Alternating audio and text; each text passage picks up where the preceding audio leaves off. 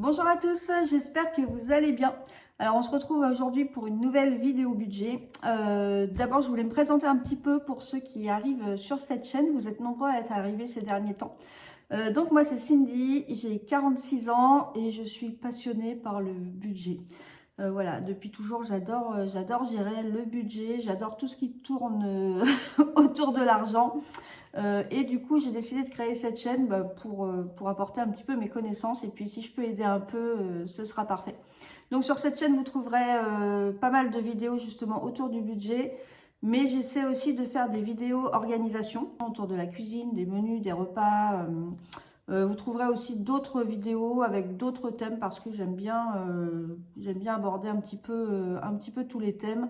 Que ce soit mon rééquilibrage alimentaire, voilà, le budget de la maison, l'organisation pour les courses, voilà, vous trouverez un petit peu de tout sur cette chaîne-là, donc j'espère que ça vous plaira. C'est parti aujourd'hui, on démarre avec une vidéo sur le budget dans le couple. Alors gros sujet, l'argent dans le couple. Pour certains c'est hyper fluide, pour d'autres c'est très compliqué. Donc on va voir un petit peu aujourd'hui comment gérer son argent dans le couple. Compte commun, compte séparé, comment un petit peu les avantages, les inconvénients. Alors c'est vraiment pas une vidéo qui a vocation à donner des leçons ou quoi que ce soit. Je vous apporte juste un petit peu mon expérience et mon avis sur l'argent dans le couple. Et après, chacun forcément fait ce qu'il veut, mais ça permet de peut-être d'éclairer un petit peu les choses. Alors l'argent dans le couple, c'est une vraie question, puisque en fait, on a tous son compte perso à la base. Et quand on se met en couple, eh bien la question va commencer à se poser quand on a des projets. Vous voulez acheter une maison ou simplement vous mettre ensemble, avoir des enfants, faire les courses, enfin en fait vivre votre quotidien en couple. Et là tout de suite la question de l'argent va se poser et ça peut être très compliqué parce que pour certaines personnes parler d'argent ça peut être très tabou. Donc on va voir un petit peu comment avancer là-dessus. L'argent dans le couple, ça peut signifier en plus beaucoup de choses. Ça peut être une vision de confiance, d'engagement. Ça peut être juste une question de praticité pour certains. Donc c'est vrai que chaque personne voit l'argent différemment et voit la mise en commun de l'argent différemment. Pour certains, voilà, ça va être je te fais confiance, donc on met notre argent en commun. Pour d'autres, ça va être juste non, bah, c'est pratique. Alors, pour gérer son argent dans un couple, il y a trois options. Donc, la première option, c'est le compte commun. Donc, le compte commun, c'est, comme son nom l'indique, on met tout en commun. Peu importe ce qu'on gagne, on décide d'ouvrir simplement un seul compte et chacun met son salaire dedans. Nous, c'est ce qu'on utilise. On a juste un compte commun. Je vous dirai un petit peu après ce que j'en pense vraiment. Mais voilà, c'est la première option. On met tout l'argent dans le pot commun pour toutes les dépenses et les dépenses fixes et les dépenses du quotidien. Alors l'avantage, c'est que on a une transparence totale. Donc on peut dire qu'on a une réelle confiance dans le couple puisque en fait on a vu sur tout, non seulement sur le salaire de l'autre, sur ses dépenses, voilà, vraiment la transparence totale. Ça simplifie les dépenses, puisque en fait, quand on a des prélèvements, par exemple, on va prélever dans un seul compte. On ne se prend pas la tête à se dire, tiens, on veut acheter ça, alors chacun met un petit peu d'argent. Non, bah là, tout est dans le pot commun, donc voilà, donc c'est quand même un avantage. Ça simplifie quand même grandement quand on veut acheter quelque chose. Et aussi, on a un sentiment de confiance, comme je vous disais au départ, et un petit peu un sentiment de faire équipe, puisque en fait on est à deux à gérer le compte, et c'est vraiment l'argent du couple, donc c'est vraiment la team, on va dire. C'est pas chacun pour soi, c'est vraiment en équipe. Alors les inconvénients du compte commun, c'est que il y a quand même une perte d'autonomie pour chacun. Puisque forcément toutes les dépenses sont communes. Donc par contre, quand il y en a un qui a envie de s'acheter quelque chose ou quoi, ça peut poser des problèmes, surtout si vous n'avez pas la même façon de vivre. Donc clairement, vous voulez, c'est tout bête, mais vous voulez vous acheter une paire de chaussures, vous n'allez pas piocher dans le compte comme ça. Après, il y a plusieurs écoles aussi, hein. Il y en a qui vont se servir, qui vont pas demander à l'autre. Mais moi, je pars du principe que si on a un compte commun, voilà, on met tout en commun. Donc, on va pas, il y en a pas un qui va les servir et puis léser l'autre. Il faut un petit peu équilibrer les choses. Donc, c'est pour ça que le compte commun, on peut avoir un petit peu une perte d'autonomie de ce côté-là, de se dire, bon, si j'ai besoin de m'acheter quelque chose, il faut quand même que je fasse un petit peu attention et bon, que je demande plus ou moins à l'autre, tiens, j'ai envie de ça, est-ce que... alors, je vais pas dire est-ce que je peux, parce que bon, on ramène chacun quand même l'argent. Mais voilà, on est obligé quand même d'en parler. On peut pas faire les choses vraiment comme ça, sur un coup de tête. Bon, après, ça évite les dépenses... les dépenses superflues, mais c'est vrai que voilà, je trouve que c'est l'inconvénient du compte commun. Alors la deuxième option qui existe, c'est tout séparé, rien en commun. Donc chacun son compte et chacun paye quelque chose. Donc il y en a un qui va payer le loyer, il y en a un qui va payer les courses. Donc ça peut être aussi un mode de fonctionnement dans le couple. Alors l'avantage c'est que vous avez votre liberté financière puisque vous avez chacun votre compte. Vous gérez votre compte, vous n'avez pas besoin de dire à l'autre, tiens, j'ai envie de m'acheter ci ou ça. Tant que vous assumez les dépenses, voilà, il y a pas de souci, vous avez votre totale liberté. Alors l'inconvénient, c'est que c'est parfois pas vraiment évident de gérer les dépenses communes. Qui va payer quoi? Est-ce que c'est équivalent? Est-ce que c'est juste? C'est pas forcément évident de faire un calcul, surtout quand on gagne pas la même chose. Faites attention aussi en cas de séparation. Alors je sais que quand on est en couple, c'est tout beau, on parle pas de séparation et on n'y pense pas. Mais faites attention, par exemple, je vous donne juste un petit exemple. Vous avez un crédit maison, donc vous avez acheté une maison, un crédit maison, vous faites compte séparé. On va dire monsieur paye le crédit maison et madame paye les courses, paye les dépenses de téléphone, etc., etc. Et on équilibre. Donc on se dit, bon voilà, on paye finalement la même chose. Donc aucun souci, c'est équilibré, on a chacun notre compte, on est libre financièrement. Ouais, sauf qu'en cas de séparation, qu'est-ce qui va se passer? Qui est-ce qui a payé le crédit de la maison? Et ouais, et c'est monsieur qui a payé le crédit de la maison et madame, elle a payé les courses. Et qu'est-ce qui se passe en cas de séparation? La maison, elle revient à qui? Et elle revient à monsieur, parce que c'est monsieur qui l'a payé. Et ouais, les gens, en cas de séparation, on va pas aller voir si vous avez équilibré vos courses et compagnie, on va aller voir qui a payé la maison.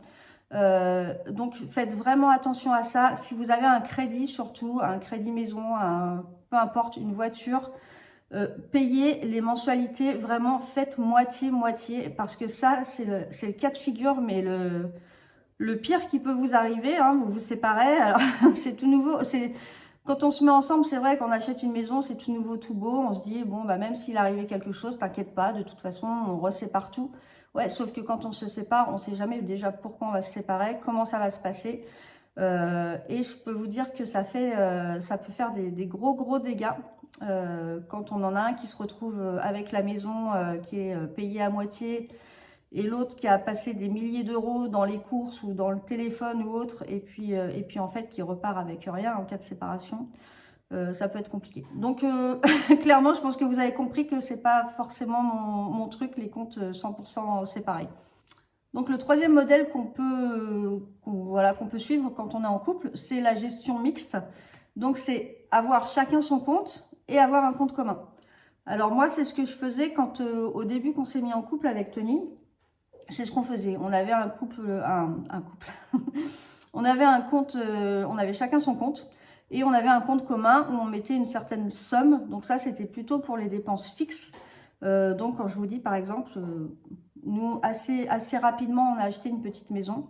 Mais voilà, on avait ce compte commun où on mettait chacun une même somme. Et avec ça, ça permettait de pallier à toutes les dépenses fixes. Tous les prélèvements se faisaient sur ce compte-là.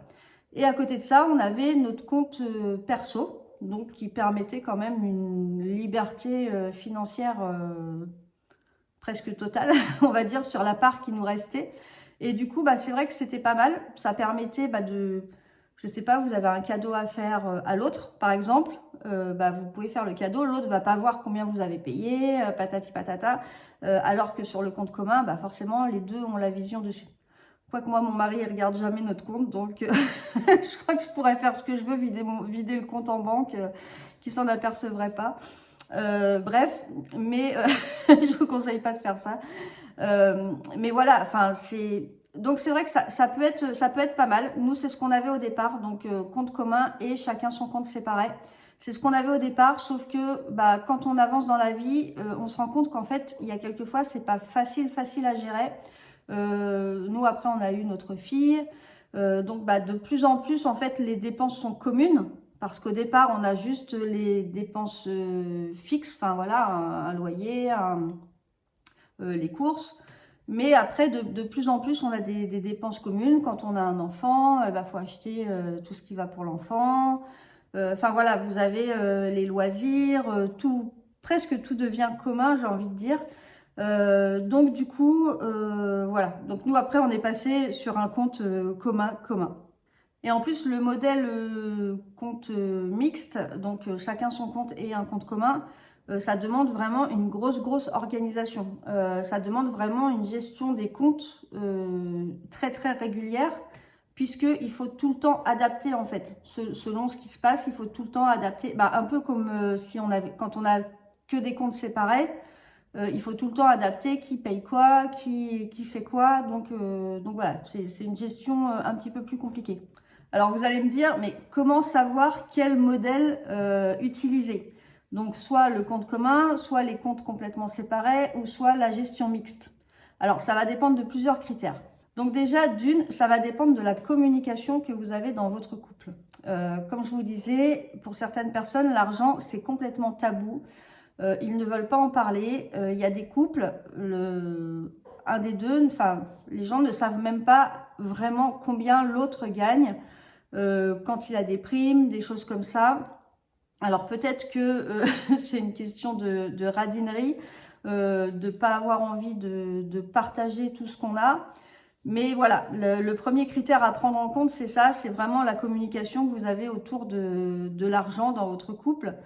Si vous n'avez pas de mal à en parler. Donc voilà, le premier critère à prendre en compte, c'est la communication dans votre couple et comment vous pouvez parler de l'argent librement. Le deuxième critère à prendre en compte, c'est l'équilibre entre les revenus. Vous pouvez être... il y en a un des deux qui peut gagner beaucoup plus que l'autre. Alors, il y a plusieurs cas de figure. Moi, par exemple, avec mon mari, avant, c'est moi qui gagnais plus. Maintenant, c'est lui qui gagne plus. Voilà, ça peut s'équilibrer aussi dans la vie. Généralement, on va pas se mentir, c'est l'homme qui gagne le plus. Il y a encore beaucoup d'inégalités, même à poste égal. Il y a encore beaucoup d'inégalités entre les salaires hommes et femmes. Mais bon, c'est pas le sujet de la vidéo aujourd'hui. Donc voilà, ça peut jouer, le fait qu'il y en ait un qui gagne beaucoup plus, ça peut jouer sur votre choix de faire compte commun ou compte séparé. Voilà, tout va dépendre un petit peu de comment vous allez en discuter et de comment vous voyez les choses aussi. Si vous êtes vraiment dans le partage total ou si vous êtes plus individualiste quand même dans votre couple et que vous avez besoin de garder voilà, cette individualité. Donc ça, voilà, c'est un critère à prendre en compte aussi s'il y a une grosse différence de salaire. Le troisième critère, c'est les objectifs que vous avez. Est-ce que vous avez des objectifs en commun? Au début d'une relation, on n'a pas forcément d'objectifs en commun, donc il peut être bien de garder chacun son compte et voilà, chacun amène un petit peu sa dépense. Petit à petit, de passer sur un compte commun, puis avec deux comptes séparés, donc une gestion mixte. Puis après, en fonction des objectifs que vous avez, plus vous allez avancer dans la vie, hein, logique, plus longtemps vous êtes ensemble, plus vous avez des objectifs de vie. L'achat d'une maison, un enfant, une grosse voiture, enfin bon, ce qui fait partie de la vie. Peut-être des investissements communs. Donc voilà, donc là, ça va vraiment dépendre de vos objectifs, du moment où vous en êtes dans votre couple, si ça fait longtemps, si ça fait pas longtemps que vous êtes ensemble. Voilà, tout ça, c'est encore à discuter, mais c'est vrai que plus on a d'objectifs communs Et plus on a envie d'avancer ensemble, plus on a envie aussi de faire compte commun et de montrer à l'autre qu'on a confiance, qu'on est vraiment j'allais dire un vrai couple, mais il y a aussi des vrais couples qui font compte à part, hein. Il n'y a pas de jugement là-dedans. Mais c'est vrai que quand on a des objectifs en commun, c'est plus simple des fois de faire un pot commun et puis d'avancer ensemble. Après, le dernier critère à prendre en compte, c'est aussi le style de vie. J'appelle le style de vie, c'est par exemple s'il y en a un qui est hyper dépensier et que l'autre est hyper près de ses sous, ça peut être très très compliqué de faire compte commun. Donc ça peut être un critère de choix aussi pour savoir quel type de compte faire. Clairement, si vous faites compte commun, qu'il y en a un qui claque tout l'argent et que l'autre, non, au contraire, il est très grippe-sous et qui veut économiser et qui veut investir, qui a d'autres ambitions, ça reprend un petit peu le critère d'avant, hein, les objectifs de vie aussi. Mais voilà, ça il faut vraiment le prendre en compte. S'il y en a un qui est très dépensier, vaut mieux à la rigueur avoir un compte commun et que chacun garde son compte à côté et il fait ce qu'il veut de son compte. Comme ça, il n'y a pas de souci non plus dans le couple et parce que ça peut apporter beaucoup de tension. L'argent, c'est un sujet quand même assez sensible dans le couple. Donc, c'est vrai que si on n'a pas les mêmes idées, si on n'en parle pas, s'il y en a un qui est très dépensier, rien que l'argent, ça peut être une source de conflit et de tension dans le couple. Donc, attention à ça aussi. Donc, moi, mon avis là-dessus, comme je vous disais, moi, mon expérience de vie, quand je me suis mis avec Tony au départ, donc on avait chacun notre compte, forcément, hein. Vous mettez ensemble, vous avez chacun votre compte.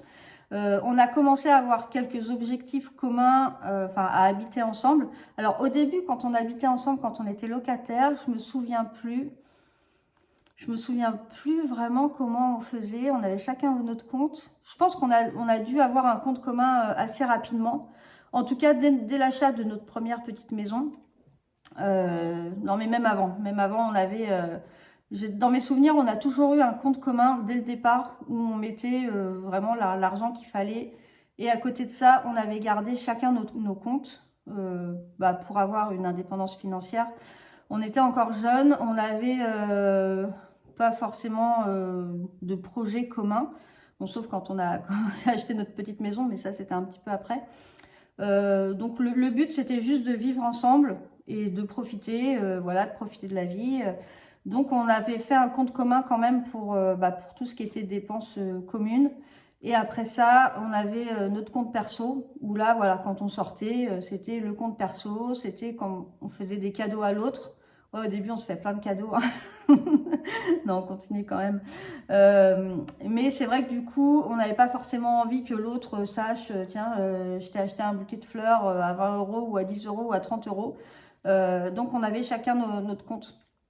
Mais c'est vrai que c'est quand on était jeune et quand on a commencé à vivre ensemble. Après, donc on est passé rapidement sur un compte commun unique. Donc là, c'était à partir du moment où on a acheté notre maison. On a acheté notre première maison et là, au bout d'un moment, on s'est rendu compte quand même, pas que c'était compliqué, mais qu'on aurait une meilleure gestion du compte en faisant compte complet commun. Alors à l'époque, c'est moi qui gagnais plus que Tony. Clairement, ça nous a pas dérangé la différence de salaire. Bon, après, c'était pas non plus mirobolant. Mais clairement, ça nous a jamais dérangé d'avoir une différence de salaire et de faire compte commun. C'était plutôt naturel. En fait, moi, comme je parle facilement d'argent, je sais pas, Tony, il s'intéresse pas trop. Enfin, c'est pas qu'il s'intéresse pas trop, mais lui déjà, Tony, il est pas très dépensier. Niveau argent, en fait, il suit un peu le mouvement. Il sait que moi, je gère. Et du coup, voilà, si je lui dis, tiens, il faudrait qu'on achète ça, ou il faudrait qu'on mette de l'argent de côté pour ci ou pour ça, il va plutôt me suivre. Donc du coup, c'est vrai qu'on n'a jamais eu de tension. On n'a jamais eu de tension dans notre couple à cause de l'argent. Donc du coup, on a fait rapidement compte commun et on s'est aperçu que c'était beaucoup plus facile. Tous les prélèvements arrivent dessus, on a besoin de courses, on fait dessus, etc., etc. Donc nous, ça fait très longtemps qu'on est ensemble. Et en fait, on avait, on n'avait pas de problème d'argent. Je dis pas qu'on en a maintenant, mais c'est un peu plus tendu maintenant. Et du coup, ça nous allait bien, on faisait les dépenses, même si chacun voulait s'acheter, moi je voulais m'acheter une fringue, je me servais. J'étais un peu plus dépensière que lui quand même. Ouais, quand même. Surtout quand on a eu notre fille, c'est vrai que j'aimais bien faire les boutiques et lui acheter plein de choses, même des fois jusqu'à abuser quand même. Et du coup, donc, on faisait compte commun, c'était pas dérangeant. Là, depuis quelques années, depuis 2-3 ans, 2-3-4 ans, les finances se sont tendues un petit peu.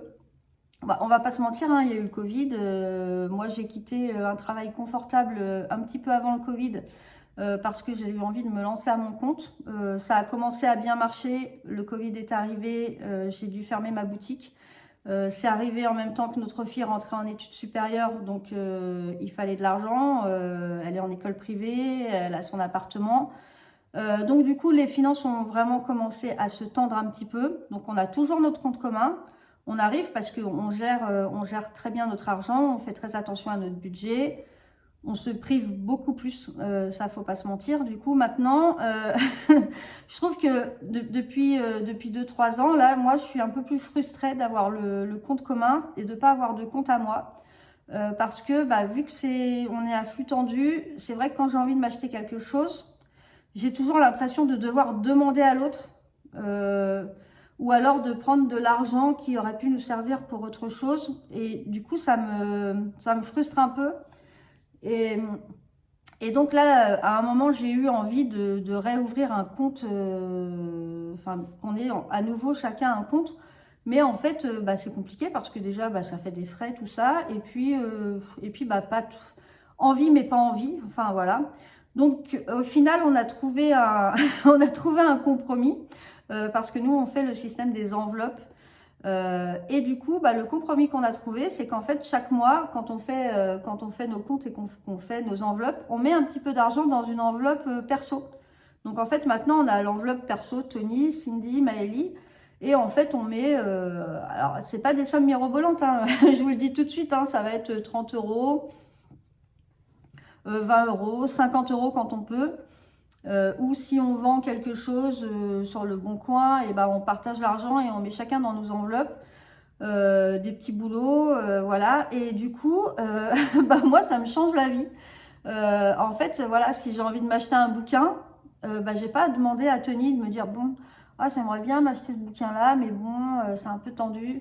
Non, en fait, là, en ce moment, je dois avoir dans les 100 euros dans mon enveloppe, parce que bon, ça oblige aussi à économiser un peu, mais du coup, c'est un peu con, hein, parce que j'arrive à 46 ans et je suis contente d'aller m'acheter un bouquin toute seule. Mais voilà, il y a ce côté un peu frustration quand on met vraiment tout en commun. Donc, si j'avais un petit conseil à vous donner, ce serait quand même le compte commun. C'est dès que vous avez des objectifs de vie, compte commun. C'est clair et net. Pas de compte séparé. Enfin, pas 100% séparé parce que c'est trop dangereux. C'est trop dangereux, je trouve, en cas de séparation. Après, si vous n'avez aucun objectif commun, vous êtes juste le loyer et en colocation, on va dire, il n'y a pas trop de risques. Mais à partir du moment où vous achetez des choses, voilà, c'est trop risqué. Le compte commun, c'est très bien. Mais j'ai envie de vous dire, c'est bien aussi de garder à côté une petite liberté financière. Alors, est-ce qu'il faut garder un compte commun plus chacun son compte? C'est quand même des frais. Il y a quand même les frais, carte bleue, tenue de compte, tout ça. Je ne sais pas s'il faut vraiment faire ça ou alors sortir un petit peu d'espèces tous les mois et se garder ça de côté, comme nous on fait actuellement. Nous, c'est plutôt de l'espèce, hein. Voilà, on va sortir 30 euros, 50 euros chacun et on se garde ça de côté. Comme ça, chacun fait ce qu'il veut. Nous, en ce moment, c'est plutôt le système qui nous convient, mais là, vraiment, moi, je sais que ça me convient. Je ne vais pas dire que je revis depuis que, depuis que j'ai mes 30 euros d'argent de poche, hein, mais non, mais pas de pas avoir à demander à l'autre, même si c'est pas, même si ça n'a jamais été ça entre nous. Moi, si j'ai envie d'acheter un truc, Tony, il va pas me dire, non. Tony, comme je vous dis, il me suit, il sait très bien que si j'achète quelque chose, c'est qu'on peut. c'est que voilà, financièrement c'est possible. Il me fait entièrement confiance pour la gestion des comptes. Mais c'est vrai que bah là, franchement, ça change tout. Et Tony, c'est pareil, il a son compte, enfin, il a son enveloppe. Et du coup, bah, c'est pareil, s'il a envie de s'acheter une paire de baskets, un truc. Et du coup, on fait la même chose pour notre fille. Alors, Maëlie, elle a 21 ans, elle est un peu partie de la maison. Enfin, pas tout à fait parce qu'elle est encore étudiante et les études qu'elle fait, elle ne peut pas les faire en alternance. Donc, du coup, elle a juste un petit boulot à côté, mais bon, ce qui ne lui paye pas grand-chose. Donc, financièrement, bah, bien sûr, on l'aide beaucoup. Et on continue quand même à lui faire sa petite enveloppe. Donc, ça lui fait un petit peu son argent de poche. Et elle est contente de la trouver quand les fins de mois sont difficiles et qu'elle veut aller boire un coup avec ses potes. Et du coup, elle dit, je prends mon enveloppe. Donc, en conclusion, je vous dirais qu'il n'y a pas de bonne ou de mauvaise façon de gérer votre argent dans votre couple. C'est avant tout une façon de... Enfin, ça dépend vraiment comment vous vivez votre couple. Comment vous communiquez, quel tabou vous avez autour de l'argent, quel projet vous avez en commun. Donc, c'est vrai qu'il n'y a pas de bonne ou de mauvaise façon de faire. Tant que c'est géré. On peut très bien vivre avec... bon, les comptes séparés, j'en parle pas parce que j'aime pas ce système-là, mais avec du mix, voilà. Mais par contre, il faut avoir une gestion plus rigoureuse que si vous avez qu'un compte commun, parce qu'un compte commun, c'est facile, hein, on met tout dedans et puis tout part de là. Compte mix, bah, des fois, il faut ajuster un petit peu en fonction des dépenses, remettre de l'argent dedans ou reprendre. Mais en tout cas, l'important, c'est de trouver ce qui marchera entre vous. Vous pouvez faire tâtonner et essayer plusieurs choses. Comme je vous dis, nous, on a commencé compte séparé, ensuite compte mixte, on va dire, commun et séparé, pour finir sur un compte complètement commun. Puis, pour ressortir un petit peu d'argent chacun... Donc voilà, il n'y a pas de mauvaise façon de faire, il faut juste trouver la bonne façon de fonctionner. Et surtout, en parler, ça c'est primordial. Essayez vraiment de parler d'argent entre vous. L'argent, il ne faut pas que ce soit tabou. On est dans un pays, c'est vrai, où l'argent, il ne faut pas dire combien on gagne, il ne faut pas parler d'argent, il ne faut pas étaler ce qu'on gagne. Alors bon, c'est sûr, on ne va pas étaler notre richesse par rapport aux autres. Mais enfin moi je sais que ça me dérange pas de dire que bah ouais en ce moment c'est compliqué, oui c'est difficile, il faut se serrer la ceinture, telle chose à tel prix, non on va pas se le payer, on va pas se mettre un crédit sur le dos pour se le payer, pour faire comme le voisin. Mais je sais que pour certains c'est plus compliqué. Donc voilà, la meilleure façon de gérer déjà c'est d'en parler et qu'il n'y ait pas de tabou autour de l'argent. Donc j'aimerais bien que vous me disiez, vous, en commentaire, comment vous gérez un petit peu l'argent dans votre couple. Si vous êtes plutôt team compte commun ou team tout séparé. Et surtout, à quel moment vous avez fait votre compte commun. Si c'était un peu comme nous, au moment où on a eu des projets vraiment ensemble. J'ai vu à la télé, il n'y a pas très longtemps, justement, une émission où il y avait des gens, ils avaient toujours leur compte séparé. Mais c'était des gens, ils avaient genre 60 ans et ils vivaient depuis toujours avec leur compte séparé. Alors j'ai un peu de mal à comprendre ça parce que comme je vous dis, en cas de séparation, après qui a payé quoi, qui a fait quoi, je trouve que ça peut être vite compliqué. Donc voilà, c'était la petite vidéo du jour. J'espère que ça vous aura plu, j'espère que ça vous permettra de réfléchir un petit peu au mode de fonctionnement de l'argent dans votre couple, ou si vous n'êtes pas encore en couple, de commencer à y penser, parce que c'est vrai que c'est la grosse question qui se pose, ça et la bouffe dans le couple. Moi, quand je me suis mis en couple au début avec Tony, ma grande appréhension, c'est est-ce qu'on va aimer les mêmes choses? Est-ce qu'il va aimer quand je vais cuisiner? Est-ce que je vais aimer quand il va cuisiner? Est-ce qu'il va cuisiner? Ça, c'était une de mes grandes interrogations aussi, la nourriture. Au début qu'on s'est mis en couple. Et l'argent, c'est bizarre, ça m'a jamais trop interrogée. Mais c'est vrai que je suis tombée aussi sur une personne qui se laisse un petit peu qui se laisse un petit peu aller de ce côté-là et enfin qui se laisse aller. C'est pas qui se laisse aller, mais qui se laisse. J'arrive pas à trouver mes mots.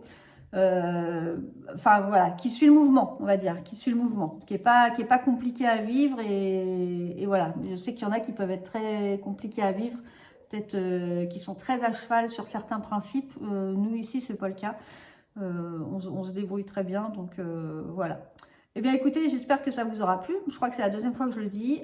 N'hésitez pas à vous abonner si vous n'êtes pas encore abonné. Et puis on se retrouve très bientôt pour une prochaine vidéo.